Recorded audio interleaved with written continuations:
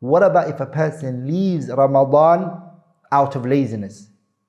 That person does not fast out of laziness, but they believe it's obligatory, but they left it out of laziness, or they left it because of desires, not because they are rejecting the obligation of fasting.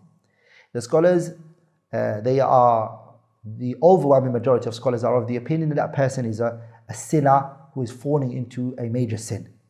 There is a view transmitted from Imam Ahmad rahimahullah that the person who leaves fasting is a disbeliever.